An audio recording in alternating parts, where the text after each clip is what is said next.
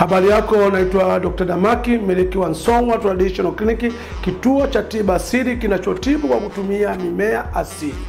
Watu wengi wameathirika na magonjwa kujirudia mara kwa mara, ni kwa sababu wameacha kwenye tiba mama. Tunapozungumza tiba asili tunazungumzia tiba mama, ndio mzazi wa tiba katika afya ya mwanadamu. Tunapozungumza tiba asili ndio tiba pekee iliyoanza kuwepo tangu mwanadamu ameweza kuwepo duniani. Maana yake kwamba ndiye mzazi wa tiba yoyote unaifahamu. Kabla ya dawa zozote unazozifahamu wewe, tiba asili ndio tiba mama. Kuna maradhi mengine ambayo yanakuwa hayatibiki hata katika tiba hizi tulizozoea. Mfano, tatizo la homa ya ini, hepatitis B, C, D, E, zote hizi ni aina ya virus ambao wanaoshambulia ndani ya mwili, lakini wanaambukizana kwa njia ya maji. Ikiwa kwamba utakutana mtu mwenye majasho akiwa na ugonjwa huu, anaweza kukuambukiza.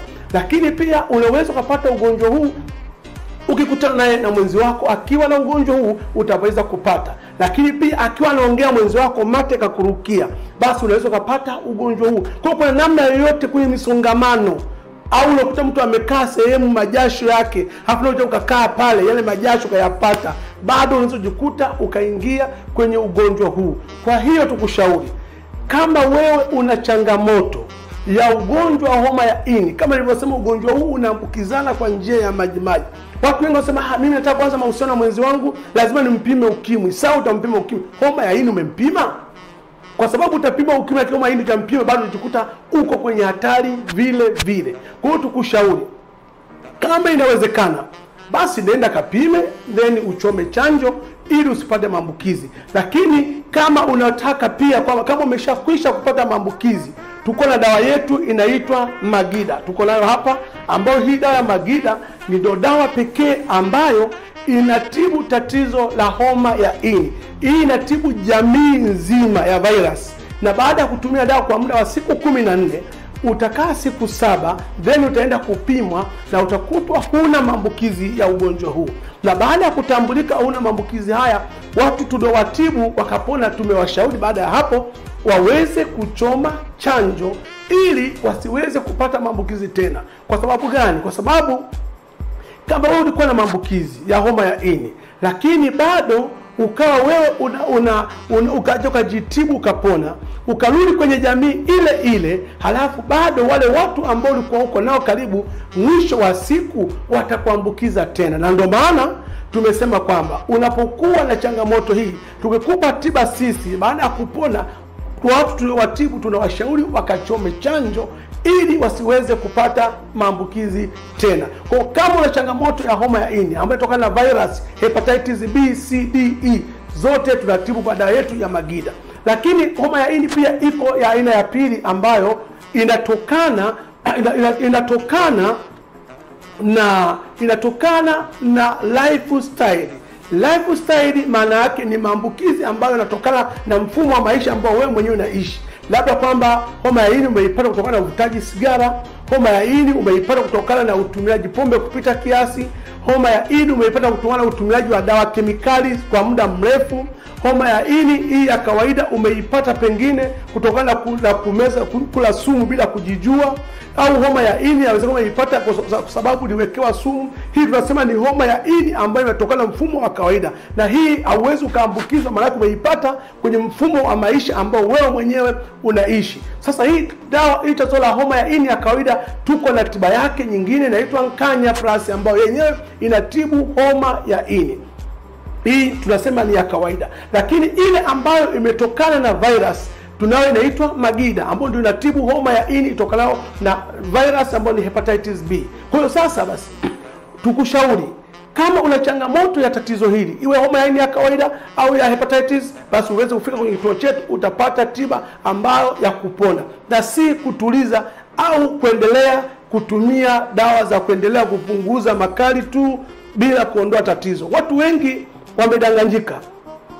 Mtu anakuambia kwamba tutakupa supplement au virutubisho. Tuseme virutubisho, mara nyingi tumekuwa tukishauri kwamba ni vizuri vikitumika mtu hajapata maambukizi, Lakini kama una maambukizi, maana yake inahitajika ni tiba ya kuondoa maambukizi kuliko kuendelea kutumia tu virutubisho tu badala ya kuondoa tatizo. Ni sana mtu ambaye tumzungumzie ambaye ana changamoto ya matatizo ya macho, haoni.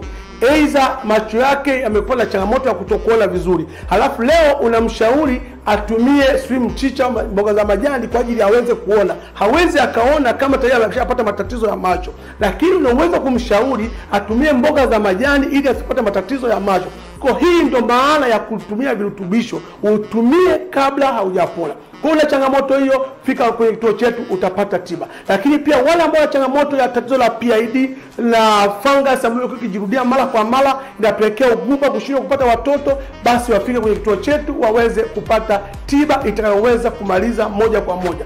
Lakini kuna watu pia ambao wamekuwa wanashindwa kusafiri na wenzi wao katika safari kwa maana ya tendo la ndoa. Unakuta mtu anaanza safari moja dakika 2 amefika safari yake. Lakini unakuta mtu mwingine hata kuanza safari tu unakuta hawezi kabisa kusafiri na mwenzi wako. Tukushauri utumie dawa yetu ya Nkamba ambayo itakurudishia heshima yako mwanaume. Na hii mara nyingi inatokana na watu kutumia kujichua. Kujichua inapelekea ile mishipa kuathirika. Inapoathirika ambayo ndio sense ambayo upeleka taarifa kwenye ubongo inakuwa ifanye kazi ambavyo inavyotakiwa. Kwa hiyo mwisho wa siku inapelekea mwanaume huyu anakuwa apate zile halisia hisia zake katika safari. Kwa hiyo mwisho wa siku unaweza kushindwa kuheshimiwa katika familia. Na ukumbuke mwanamke, usipomsafirisha naye katika safari yake ambayo na yeye akafika kama ambavyo wewe unavyotarajia, huwa wanatengeneza kisilani cha ajabu sana.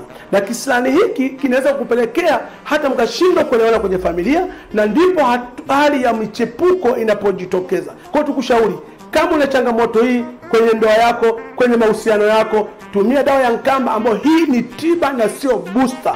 Hii ni tiba ambayo itaimarisha uwezo wa wewe uweze kulinda ndoa yako, familia yako. Lakini pia kama wewe una changamoto pia ya pengine umezaliwa ugonjwa mshipa wa ngiri ambayo umepelekea maumbile yako yamesinyaa na kuwa madogo kama ya mtoto, kwa sababu ya mishipa yako imeathirika na bakteria wa mshipa wa ngiri na upelekea maumbile yako madogo, tukushauri tuwe dawa yetu ya Nzobe ambayo itaweza kumaliza changamoto hii, kuweza kurudi kwenye heshima yako, maumbile yako yawe sawa kama mwanadamu mwingine alivyo sawa. Lakini kama una changamoto pia ya kisukari, pengine kongosho yako halifanyi kazi ya kuzalisha homoni ya insulin na insulin control sukari kwenye mwili wako wa kawaida, tukushauri utumie dawa yetu ya Ntunde au ya Nsongwa ambayo inatibu kongosho, ili kongosho liweze kufanya kazi ya kuzalisha homoni ya insulin na insulin iweze kucontrol sukari kwa mfumo ambao Mungu ameweza kuweka. Lakini kuna watu ambao wanateseka na matatizo ya kansa, saratani.